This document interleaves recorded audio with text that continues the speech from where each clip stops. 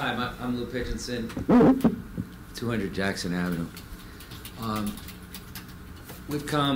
Some of us have come and challenged the governing body in somewhat intense fashion for a number of months with regard to the development that's going on. We've asked questions and asked you folks to get some answers to those questions. And I'm most appreciative that, in fact, you guys and gals, excuse me, have indeed risen to the challenge to indeed take on the solution of a very, very difficult problem and have done things that we've asked of you. And it's not just that we're asking on our behalf, we're asking on behalf of we believe, of the entire municipality. So thank you for responding to us. We appreciate that you went out and bonded to provide some solutions for the rehabs, which we should have done a long time ago. Not you, we all. The town of Highland Park, the municipality of Highland Park, must address its affordable housing problems. As we all know, Mount Laurel came about because of horrible land use practices, municipalities zoned to prevent poor and working people, and frequently people of color, from living in their town. Mount Laurel is valid. As the Home News has suggested in an editorial, we do not, and I'm asking that you guys get behind this, we do not want to get rid of Mount Laurel. We need that to provide protection for folks who can't protect themselves. So thank you again for the number of responses you guys have made. It's a difficult time. We appreciate that you went ahead and retained special counsel. We appreciate that you went ahead and retained special planning input. We thoroughly believe, that it is on behalf of all of Highland Park that we're doing this. So thank you. Finally, a question. Consistent with the thread of thought of affordable housing, I know, having sat on council, that as part of the COA process, that certain organizations are involved in this process to solve affordable housing needs. Has the governing body consulted with the Human Rights Commission of Highland Park for input on potential solutions for our affordable housing problems? Are you referring to the Human Relations Commission? I'm sorry. Is it Human Rights, LC? I thought it was Human Rights. It's Human Relations, but I'm not the person who's in charge of that. I'm sorry, but forgive me for directing my question to you. I thought my apologies. I knew it as the Human Rights Commission. I know that there's so let me rephrase the question. Is the thrust of my question understood? You're asking whether or not the Human Relations Commission has been consulted in reference to affordable housing? Yes, I'm suggesting that indeed they be consulted with to bring in appropriate input, such as Affordable Housing Coalition recommendation, folks who have been at solving Mount Laurel problems for 40 years. Well, I would defer to Councilperson Volkovitz, who is now handling the Human Relations Commission. My apologies. No problem. I'm going to second what Gail just said, if that's okay. We're going to defer to you and hear what you have to say. Oh, I'm sorry. That's okay.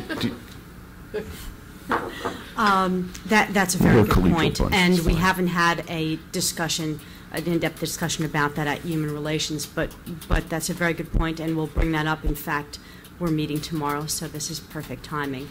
However, we did speak about it with Housing Authority, which does deal with these kind of issues, and we are working with them in calculating or quantifying what our COA obligations are. Does that? No, I appreciate that. I was. Do you have any other, maybe a little more that you'd like us to? My sense is that indeed, the folks who may be readily accessed through Human Relations Committee will have will make appropriate input to this process that may have been overlooked. It's a very good point. Very good point. Yes. Thank you. Thank you. You know, even though the council works in committees, it doesn't work in silos. So, Lou, I do appreciate your comment. And as a group, I'd say that, you know, multiple council members, if not everybody, in some way, shape, or form, through the committee process and through their commissions, is certainly bringing their respective and unique voices to the table for us to try to address what we've got before us. Okay. Any other public discussion? All right, so seeing that there's none, I am going to close this portion of public discussion and reopen it again at the end of the meeting, if anybody else has anything they want to ask or add. And I'm going to ask the clerk to report on advertising the cap rate exception ordinance for consideration of passage on final reading by title. Calendar year 2012 ordinance to exceed the municipal budget appropriation limits and to establish a cat bank was duly advertised for consideration of passage on final reading by title, and affidavits of publication are on file. The ordinance was posted and made available for public inspection as required by law. Okay, motion to take up the ordinance on final reading by title. So moved. Second. Public hearing.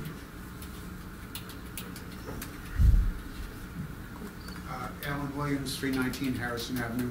Could you explain the ordinance? Alan, we've not met before this evening, correct? Because I've got to tell you that if you not asked that question, I was going to ask our administrator and our finance chair if you would very briefly give us a synopsis of what exactly this is and why we're doing it. You're on, Kathy. Okay. This is part of the budget adoption process. In order, the state of New Jersey allows us to increase our in-cap appropriations by 2.5%.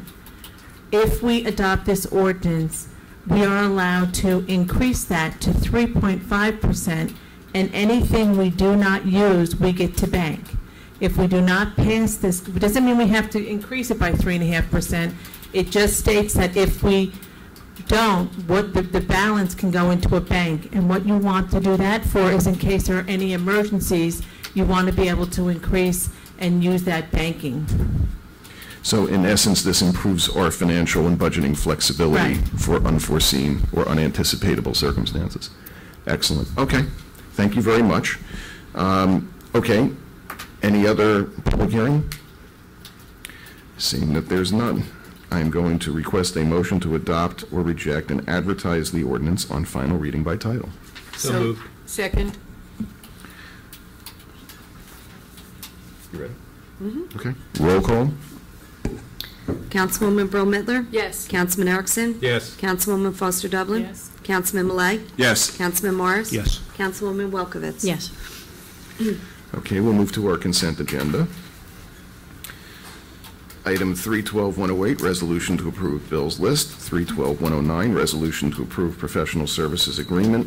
Borough Attorney Schmier. 312-110, resolution to approve professional services agreement. Tax Appeal Attorney Martin Allen. 312-111, resolution to approve professional services agreement. Labor Attorney Art Tebow. 312-112, resolution to approve professional services agreement. Borough Engineer David Samuel. 312-113, resolution to approve professional services agreement. Borough Planner Alan Schechtel. 312-114, resolution to approve professional service agreement. Bond Counsel Lentz, Goldman, and Spitzer. 312-115, resolution to approve professional service agreement. Borough Auditor Andrew Hodgelik. 312-116, resolution to approve wrecker license Dependable Motors. 312-117, resolution authorizing submission of 2012 COPS hiring program grant. 312-118, resolution authorizing submission of Green Communities 2012 grant application. 312-119, resolution to amend annual salary resolution. 312-120, resolution to amend 2012 meeting schedule. 312-121, resolution to amend rules of order. 312-122, resolution to approve raffle license, Alliance for the Disabled in Action. 312-123, resolution calling for the restoration of energy tax receipts to municipalities. May I have a motion to approve the consent agenda? So moved. Second. Roll call.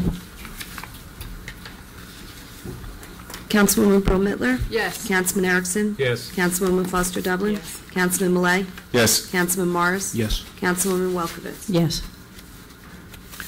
Okay, and I might just add, if I could, I'll depart briefly from the agenda in case anybody's wondering.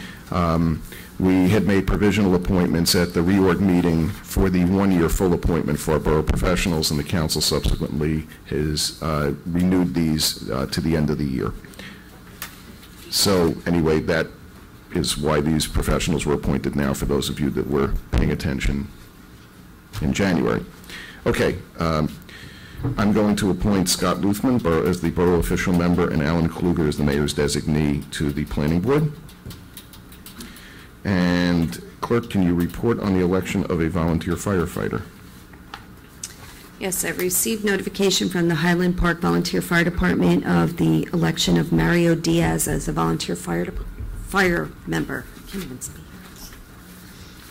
Okay, can I have a motion to confirm? Motion. Second. Roll call? Councilwoman Breaux-Mittler? Yes. Councilman Erickson? Yes. Councilwoman Foster Dublin? Yes. Councilman Malay? Yes. Councilman Morris? Yes. Councilwoman Welkowitz? Yes. Okay. I am going to reopen public discussion in case anybody has anything else that was not heard during the first 15 minutes. Is there anybody else that has a question or comment that they would like us to address? Yes, please.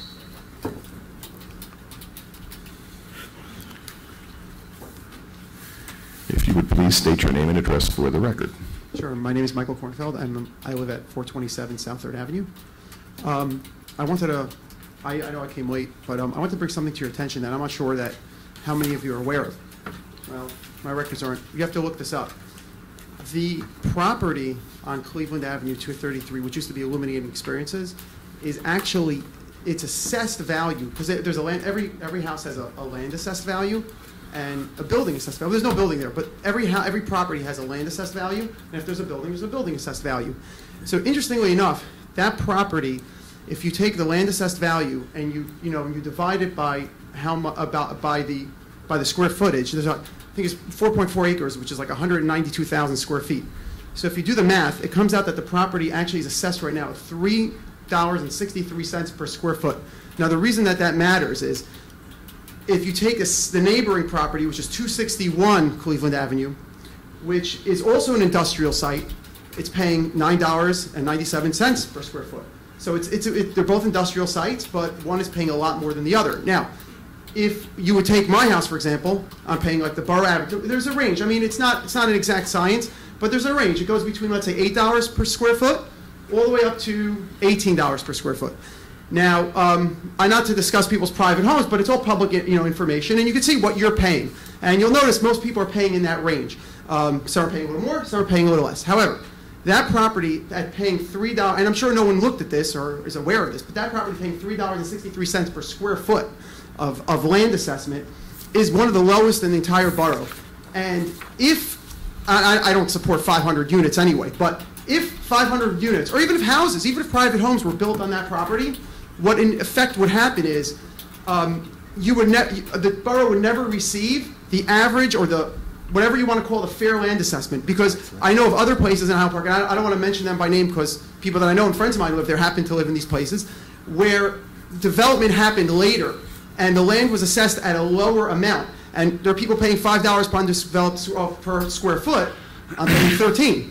I have a family member that's paying $18 per square foot. I know of Highland Park properties are paying, $23. But the point being is, if you go down this block and, you get the public records, you'll see that, and I'm sure, like I said, this is not something that we're aware of, but my belief is before any development is done on that property, it should be all reassessed. It should be reassessed with what the average is in that area, at least in that district, or maybe even the average in town, because $3.63 per square foot means that Highland Park isn't going to get anything. You'll get the building assessment, because every building is different, but you're not going to get, we will not get as a town our fair share no matter what. Even if you build 20 single-family homes, your land assessment's going to be too low. And I actually have a whole bunch of numbers going down all of Cleveland Avenue. I'm not going to read them for, I could give them to you later, but this is really something that needs to be addressed. And not only that, if you reassess it, I don't think it's going to be as, now, not that, I do think something should be built there. I don't think 500, but even like I said, it's not really about the 500 versus the 20 single-family homes. The issue is the land assessment.